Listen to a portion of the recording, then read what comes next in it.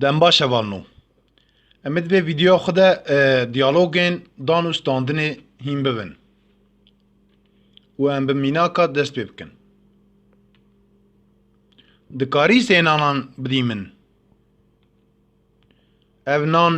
نو یه یانجی تزه نان تنوری هیه بله هیه پاکتک جغاره بدمن پاکتک به چند پرایه جی کرما خورن 9 کیلو گوشت قطایی کیلویا باجانان به چنده کیلویا نیسکان به چنده کیلویا وی به 5 لیره کیلویا وی به 6 لیره و نیوه کیلویا برنجه به چنده به 2 لیره جی کرما خواه پاکتک رونه نویش که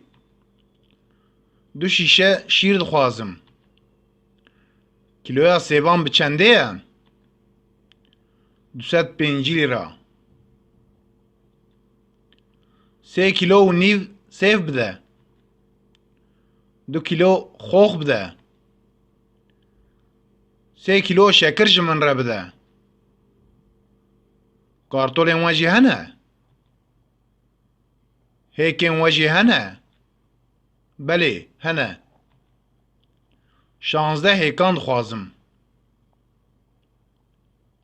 جی کرما خوره قالبه که رونه نویش که بده 2 شیشه فانتا و نانک 9 کیلو پینیر کیلو یک زیتون 3 حب زبش بده شوشک آوه بده 4 حب بستنی بده من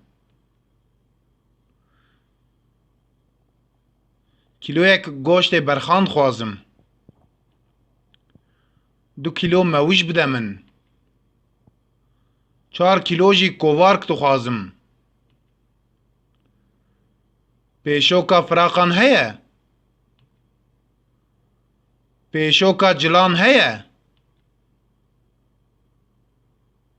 همیان چه خواست کرد که زحمت نبد قریب کی پاکت هوالین دلال سپاس جبوی تماشا کرناوه